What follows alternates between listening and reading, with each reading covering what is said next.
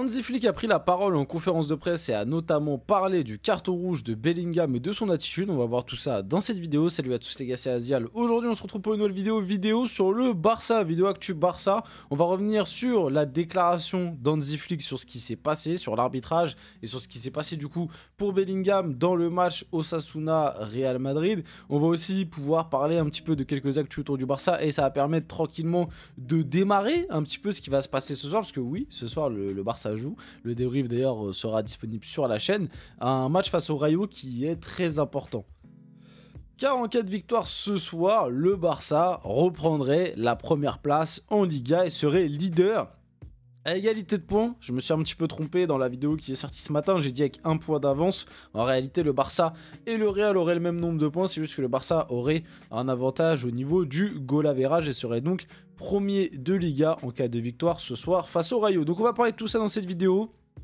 On va parler du carton rouge de Bellingham, encore une fois, hein, qui continue de faire débat du côté de l'Espagne. Alors que bon, je trouve que ce serait bien de passer un petit peu à autre chose côté Real. Autant il y a des faits de jeu sur le match niveau arbitrage qui, oui, tu peux faire des débats là-dessus, sur le penalty à un moment sur Vinicius ou pas, sur peut-être d'autres trucs. Mais pour moi, le carton rouge de Bellingham, avec ce qu'on sait en plus désormais, avec quand on sait ce qu'il a réellement dit, faut arrêter de vouloir excuser pour moi cette attitude, mais bref.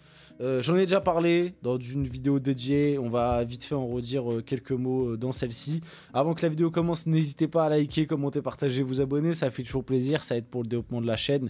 Et nous, on va pouvoir l'aider maintenant et comme d'habitude, je remercie bien évidemment tous ceux qui like, qui partagent, qui s'abonnent. Vous êtes tout simplement les goats, vous êtes les boss. Donc, allons-y. Hansi Flick s'exprime sur le carton rouge de Jude Bellingham, du coup qu'il a reçu, c'était samedi face à Osasuna. C'est un manque de respect, mais ce n'est pas moi qui dois me prononcer à ce sujet. Bon, c'est vrai que le truc qui est assez marrant et paradoxal, c'est que très souvent, quand il y a des erreurs d'arbitrage, ou alors quand il se passe des faits de jeu comme ça, que ce soit du côté du Barça ou du côté du Real, on pose toujours la question au club rival, parce qu'on sait que ces derniers temps, ça s'envoie pas mal de piques au sujet de l'arbitrage. Et d'ailleurs, moi j'en ai déjà parlé, je trouve que la position du Real, elle est pas bonne du tout. Et on voit, et c'est un peu comme ce qui s'est passé avec Marseille en Ligue 1. C'est-à-dire qu'à force de se plaindre, à force de faire des communiqués, à force de faire croire à tout le monde que on est seul contre tous, tout le monde veut nous éteindre, etc., etc. Alors oui, c'est bien, parce que du coup, tu renforces ta fanbase, parce que du côté des supporters du Real, maintenant, on a vraiment ce truc de le Real se bat contre tous les autres clubs de Liga, le Real se bat contre le système, le Real se bat contre l'arbitrage, alors que bon... Je dis ça en étant neutre, hein. Je suis pas supporter du Barça ni du Real, hein. Pour moi, le Real a quand même été l'un des clubs les plus avantagés dans l'histoire du football, et sur les dernières années, c'était pas mal, tout comme le Barça à des moments, hein. Mais en fait, pour moi, c'est des cycles, c'est-à-dire que pour moi, le Barça et le Real sont globalement les deux clubs les plus avantagés au monde en termes d'arbitrage. C'est-à-dire que tu peux mettre le Real ou le Barça contre n'importe quelle autre équipe au monde, s'il y a une décision litigieuse, il y a plus de chances que ça tourne pour le Real Madrid que pour l'équipe, pour le Real Madrid ou pour le Barça, que pour l'équipe qu'il y a en face d'eux. Donc c'est pour ça que ça me fait toujours rire ces situations où ils se plaignent de l'arbitrage. Alors pour moi c'est tout simple, je le dis, je le répète, c'est juste que l'arbitrage en Espagne est catastrophique. Mais partout, moi personnellement, vous le savez, hein, vous le voyez sur la chaîne, je regarde tous les matchs du Barça, tous les matchs du Real. Cette année, j'ai vu autant de dingueries sur les matchs du Barça que sur les matchs du Real. Alors oui, c'est vrai que j'ai l'impression quand même que ça fait un peu plus de bruit quand c'est le Real Madrid, bizarrement, que quand c'est le Barça, parce que moi j'oublie pas que le Barça, et peut-être que certains supporters du Barça, ils en parlent pas assez de ça, et encore une fois, je dis ça, je n'aime aucun des deux clubs, je suis neutre, moi je suis supporter du PSG, donc j'ai même envie de vous dire à des moments que ces deux clubs, je les porte pas dans mon cœur, ils m'ont fait souffrir à des moments. Moi je suis pas supporter de plusieurs clubs, moi je suis supporter du PSG, c'est tout, donc je m'en fous. Ça se trouve là, le Barça on va les affronter en 8ème, du coup j'ai aucune raison de là les défendre pour les défendre. Je pense être objectif, enfin en tout cas, je donne vraiment mon avis sur la question. Le Barça a démarré sa mauvaise phase en championnat après une erreur d'arbitrage, mais qui pour moi est 100 fois pire, enfin peut-être pas 100 fois pire, mais en tout cas qui est hyper grave, et limite plus grave que les erreurs d'arbitrage qu'on a vues là récemment dans les matchs du Real. Parce que le Barça, face à la Real Sociedad, s'est fait annuler un but hors jeu, où ils ont trafiqué, trafiqué c'est un grand mot, parce que ça laisserait penser qu'ils ont fait exprès, qu'il y a eu de la corruption ou quoi, mais en tout cas ils se sont trompés sur le visuel de leur jeu automatique. C'est-à-dire qu'ils ont pris le pied du défenseur de la Real Sociedad et en fait ils ont cru que c'était le pied de Lewandowski, ça a sifflé hors jeu, ça a annulé le but sur ça, alors qu'en fait Lewandowski n'était pas du tout hors jeu. Bref, on s'en rappelle. Donc des erreurs d'arbitrage, il y en a partout. Pour moi, la position du Real est pas la bonne. On l'a vu aussi, Marseille l'a fait un peu en Ligue 1. Faire la position de victime, au final, ça n'arrange pas parce que t'as l'impression que les arbitres sifflent encore plus contre toi parce que tu te mets tout le monde à dos. Donc voilà, c'était juste pour revenir par rapport à ça. Donc il a ensuite enchaîné. Et oui, du coup, c'est pour revenir sur la déclaration d'Hansi Flick. Oui, c'est un manque de respect ce qu'a fait Bellingham. Moi, je suis désolé. Les supporters du Real de Poitou-Charentes qui t'expliquent qu'en fait, eux, ils connaissent le jargon anglais. Ça, comme j'ai dit, c'est complètement dingue. C'est-à-dire que on est quand même dans une situation où t'as des mecs de France qui supportent le Real Madrid et qui, en plus, font les mecs comme s'ils étaient nés à Birmingham, qui connaissaient le jargon anglais mieux que les autres. Alors peut-être qu'il y en a, et oui, peut-être qu'il y en a, ils vivent en Angleterre ou je sais pas et qui connaissent.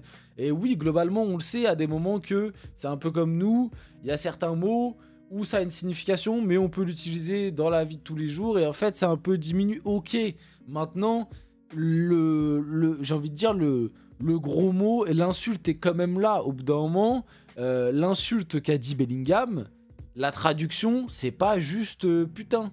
C'est pas vrai, la traduction exacte, c'est bien plus grave que... Voilà. Et aussi le truc de « ouais, mais je me parlais à moi-même », Bellingham, tu te fous de nous. Bellingham, on va t'attraper, arrête de te foutre de nous. Juste au bout d'un moment, faut avouer, Bellingham, il s'est trompé. Et j'espère que ça va lui servir de leçon. Et encore une fois, en plus, je le répète, pour moi, si Bellingham n'avait pas pris rouge parce que s'il avait retenu un peu sa bouche... Parce que pour moi aussi, c'est par rapport à de la frustration, peut-être parce que le Real Madrid joue pas hyper bien en ce moment, que les résultats sont un petit peu moins bien. Il y a tout ça qui rentre en jeu. Mais si Bellingham, il avait un peu plus tenu sa bouche, pour moi, même avec les erreurs d'arbitrage, le Real, il le gagnait largement le match face à Osasuna, parce que Osasuna, c'était super faible. Et avant le carton rouge, le Real était 100 fois au-dessus, et ils allaient le gagner, même avec des petites erreurs d'arbitrage. Donc, pour moi, les points perdus, c'est entièrement la faute de Bellingham. Donc il a ensuite enchaîné Hansi Flick. Pourquoi perdre du temps et de l'énergie à discuter avec l'arbitre par rapport aux décisions qu'il prend? Bon, après ça, on connaît, c'est toujours la petite frustration, t'as toujours envie d'essayer de... Mais bon, c'est vrai qu'en vrai, c'est une perte de temps, parce que très souvent, quand tu parles aux arbitres, ils changent jamais de... À part s'ils sont appelés par la VAR, ils changent jamais de décision, donc en fait, ça sert à rien. Je n'aime pas le comportement que j'ai vu hier, je l'ai dit à mes joueurs aujourd'hui, c'est une faiblesse quand on prend un rouge, et vraiment, je suis entièrement d'accord. Et comme je l'ai dit, je le répète, c'est pas la première fois cette année que Bellingham, il lâche ce style d'insulte, ou alors il a ce style de comportement. Il fallait bien qu'un jour ça lui tombe dessus.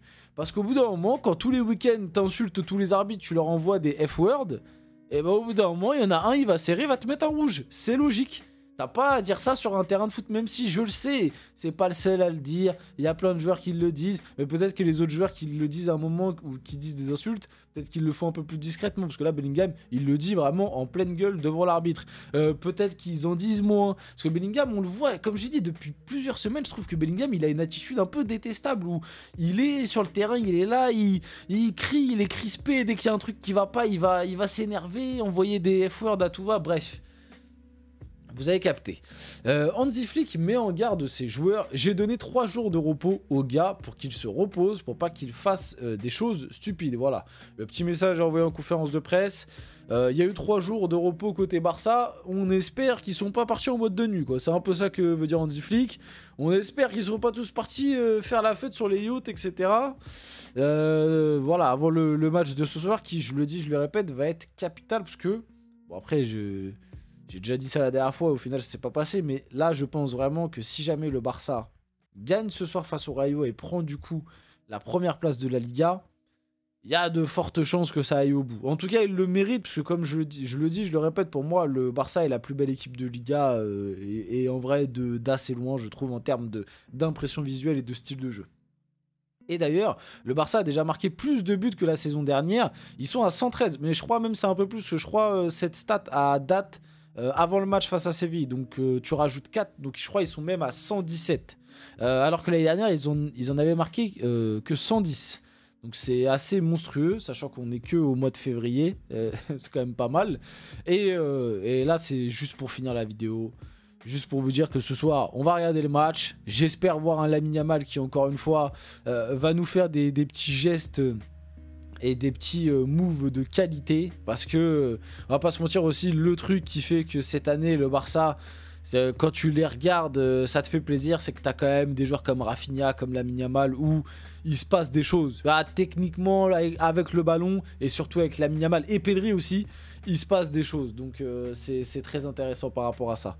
On va finir la vidéo là-dessus. J'espère que cette vidéo vous a plu. Si c'est le cas, n'hésitez pas à liker, commenter, partager et vous abonner. Les gars, c'était Azial. On se retrouve très rapidement pour une prochaine vidéo.